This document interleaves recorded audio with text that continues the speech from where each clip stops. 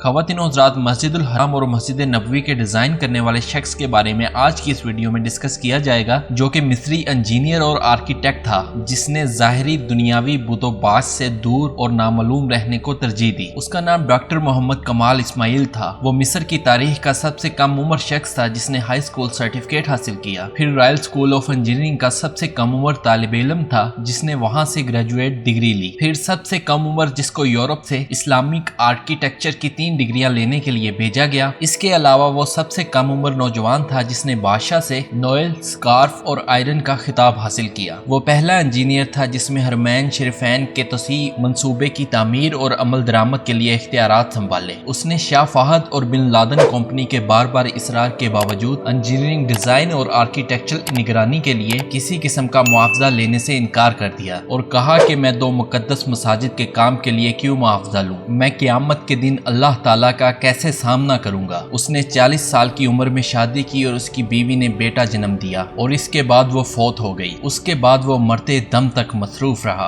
और मसरूफ भी किसी और चीज में नहीं बल्कि इबादत इलाही में। उसकी उम्र 60 साल थी और वो मीडिया और दुनिया की चकाचौंध से अलग होकर गुमनाम रहकर उसने हरमैन शरीफैन की खिदमत की। इस आदमी की हरमैन शरीफैन में नस्ब किए गए सफेद पत्थर के हसूल की बड़ी दिलचस्प कहानी है। ये वो पत्थर है जो हरम मक्की में मुताफ छत पर बाहर सेन में लगा है। इसकी खसूसियत ये है कि ये गर्मी को जज्ब करके फर्श की सतह को ठंडा रखता है। ये पत्थर एक मुल्क यूनान में एक छोटे से पहाड़ में दस्तयाब था। वो सफर करके वहां गए और हरम के लिए काफी मिकदार में तकरीबन आधा पहाड़ खरीदने का मुआहदा किया। मुआहदे पर दस्तखत करके वापस मक्का लौटे और सफेद पत्थर स्टॉक में आ गया और मक्का हरम में पत्थर की तंसीब मुकम्मल करवाई। 15 साल बाद सऊदी हुकूमत ने ऐसा ही पत्थर मस्जिद नबवी में भी नस्ब करने को कहा। इंजीनियर मोहम्मद कमाल को जब बादशाह ने मस्जिद नबवी में भी वैसा ही पत्थर लगाने को कहा तो वो काफी परेशान हुआ, क्योंकि कुराए अर्ज पर वो वाहिद जगह यूनान ही थी जहां ये पत्थर दस्तयाब था, जो कि आधा पहाड़ तो वो पहले ही खरीद चुके थे। इंजीनियर मोहम्मद कमाल बताते हैं कि वो यूनान में वापस उसी इंजीनियरिंग कंपनी के चीफ एग्जीक्यूटिव के पास गए, उससे मिले और मार्बल की जो बकाया मिकदार बच गई थी उसके बारे में पूछा तो चीफ एग्जीक्यूटिव ने बताया कि हमने आपके जाने के बाद वो बेच दिया था, अब तो 15 साल हो गए हैं। कमाल बहुत अफसरदा हुआ और मीटिंग छोड़कर जाने लगा तो सेक्रेटरी से मिला और उससे गुजारिश की कि मुझे उस शख्स का अता पता बताओ जिसने मार्बल की बकिया मिकदार खरीदी। उसने कहा पुराना रिकॉर्ड तलाश करना बहुत मुश्किल है, लेकिन आप मुझे अपना फोन नंबर दे जाएं, मैं तलाश करने की कोशिश करती हूँ। उन्होंने अपना नंबर और होटल का पता दिया और अगले दिन आने का वादा कर कर चले गए। दफ्तर छोड़ने से पहले कमाल ने सोचा कि मुझे क्या जरूरत है, किसने खरीदा, अल्लाह खुद ही कोई बंदोबस्त कर देगा। अगले दिन एयरपोर्ट जाने से चंद घंटे कबल उसे फोन कॉल आई कि मुझे मार्बल के खरीदार का एड्रेस मिल गया है और मैं बहुत आहिस्ता आहिस्ता रफ्तार से दफ्तर गया कि मैं क्या करूंगा खरीदार के एड्रेस को, क्योंकि इतना लंबा अरसा गुजर गया है। कमाल दफ्तर पहुंचा तो सेक्रेटरी ने खरीदार का पता दिया जिसने मार्बल खरीदा था। जब कमाल ने पता देखा तो कुछ देर के लिए इसका दिल धड़कना भूल गया, फिर जोर का सांस लिया क्योंकि वो कंपनी जिसने मार्बल खरीदा था वो सऊदी थी। कमाल ने सऊदीया की फ्लाइट पकड़ी और उसी दिन वो सऊदी अरब पहुंचा और सीधा उस कंपनी के दफ्तर पहुंचा और डायरेक्टर एडमिन से मिला और पूछा कि आपने इस मार्बल का क्या किया जो ग्रीस यानी यूनान से खरीदा था। उसने कहा कि मुझे याद नहीं, पर उसने स्टॉक रूम से राब्ता किया और उनसे पूछा कि वो सफेद मार्बल जो ग्रीस यानी यूनान से मंगवाया था वो किधर है, तो उन्होंने कहा कि वो सारी मिकदार मौजूद है और इसको कभी इस्तेमाल नहीं किया गया। तो कमाल एक बच्चे की तरह रोने लगा और कंपनी के मालिक को सारी कहानी सुनाई। उसने कंपनी के मालिक को ब्लैंक चेक दिया और उसे कहा कि इसमें जितनी रकम भरनी है भर लो और मार्बल की तमाम मिकदार मेरे हवाले कर दो। कंपनी के मालिक को पता चला कि ये तमाम मार्बल मस्जिद नबवी में इस्तेमाल होना है तो उसने कहा कि मैं एक रियाल भी नहीं लूंगा, क्योंकि अल्लाह ने ये मार्बल मुझसे खरीद करवाया और फिर मैं भूल गया। इसका मतलब यही था कि ये मार्बल मस्जिद नबवी में इस्तेमाल होना है। ये अल्लाह सुब्हाना व तआला के कुलिये हैं, अल्लाह सुब्हाना व तआला के तरीके हैं। वो जिस तरीके से भी नवाजना चाहे, करना चाहे, बनाना चाहे वो कर सकता है। मस्जिद नबवी की तामीर के मुख्तलिफ मराहिल का जिक्र किया जाए तो मस्जिद नबवी वो तारीखी मस्जिद है जिसे आप सल्लल्लाहु अलैहि वसल्लम ने अपने हाथों से तामीर करवाया था। एक अरसे तक इस मस्जिद को मुसलमानों के मरकज जैसी हैसियत रही। मक्का से मदीना पहुंचने पर आप सल्लल्लाहु अलैहि वसल्लम ने दावत के साथ साथ जो अहम काम किए उनमें पहला काम तो यह था कि आपने मस्जिद नबवी की तामीर शुरू की और इसके लिए वो जमीन खरीदी जिस पर आपकी ऊँटनी बैठी। ये 2 यतीम बच्चों की जमीन थी। 2 यतीम बच्चों सहल और सहेल की थी। उनके सरपरस्त कोई और नहीं थे बल्कि हजरत असद बिन सरारा थे। बाज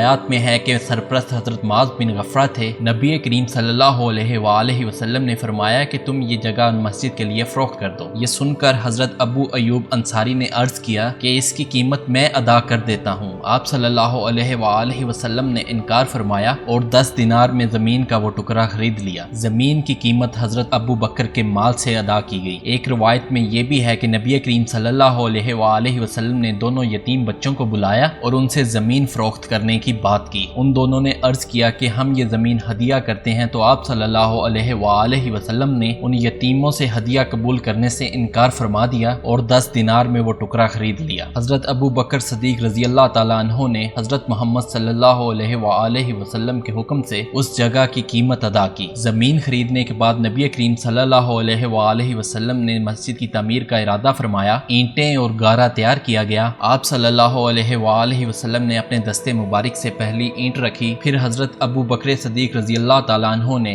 آپ صلی اللہ علیہ وآلہ وسلم کے حکم پر دوسری اینٹ آپ کی لگائی ہوئی اینٹ کے برابر رکھی، پھر حضرت عمر رضی اللہ تعالیٰ عنہ کو بلایا، انہوں نے آپ کے حکم پر تیسری اینٹ رکھی، پھر حضرت عثمان نے آپ کے حکم پر چوتھی اینٹ رکھی۔ ساتھ ہی آپ صلی اللہ علیہ وآلہ وسلم نے فرمایا کہ میرے بعد یہی خلیفہ ہوں گے۔ پھر آپ صلی اللہ علیہ وآلہ وسلم نے عام مسلمانوں کو اینٹیں لگانے کا حکم فرمایا۔ مسجد نبوی صلی اللہ علیہ وآلہ وسلم پتھروں سے تعمیر کی گئی، کھجور کے تنوں کے ستون اور کھجور کی چھال، ٹہنیاں اور پتوں سے چھت بنائی گئی اور چھت پر کچھ مٹی ڈالی گئی۔ دیواروں کی اونچائی انسانی قد کے برابر تھی، فرش پر ریت اور کنکریاں بچھائی گئی۔ اللہ کے رسول مہاجرین و انصار کے ساتھ خود پتھر اور اینٹ ڈھوتے تھے۔ مسجد کے قریب 2 گھر بھی بنائے گئے، اس میں ایک سودا بنت زما کے لیے اور دوسرا حضرت عائشہ کے لیے، کیونکہ اس وقت آپ کے عقب میں یہی 2 بیویاں تھیں۔ مسجد نبوی کی تعمیر کے بعد رات کے وقت روشنی کا مسئلہ پیش آیا تو کھجور کی شاخیں جلائی گئیں۔ پھر جب حضرت تمیم داری مدینہ آئے تو قندیلیں، رسیاں اور زیتون کا تیل لائے اور رات کے وقت ان کو روشن کیا گیا۔ نبی کریم صلی اللہ علیہ وآلہ وسلم نے ان کو دعائیں دیں۔ بعض روایات میں ہے کہ سب سے پہلے حضرت عمر نے قندیلیں جلائی تھیں۔ مسجد نبوی کی بنیاد 18 ربیع الاول پہلی ہجری کو رکھی گئی، جس کے بعد اب تک 19 دفعہ اس کی تعمیر و توسیع ہو چکی ہے۔ موجودہ توسیع کا کام اس سلسلے کی 20ویں کڑی ہے۔ 7 ہجری کو نبی کریم صلی اللہ علیہ وآلہ وسلم کی مسجد کی تعمیر کو ازر نو شروع کروایا۔ اس کے بعد کئی صحابہ کرام اور بعد میں آنے والے ولی عہد نے اس کی تعمیر و توسیع کی۔ اس کے بعد سعودی حکومت کی جانب 1983 میں اس کی توسیع کی گئی، جو ابھی تک قائم ہے۔ توسیع مراحل کی بات کی جائے تو پہلی مرتبہ مسجد مبارک حضرت محمد صلی اللہ علیہ وآلہ وسلم نے اپنی نگرانی میں تعمیر فرمائی اور خود اس کی تعمیر میں حصہ بھی لیا۔ یہ رقبہ 100 گز مربع کے لگ بھگ تھا۔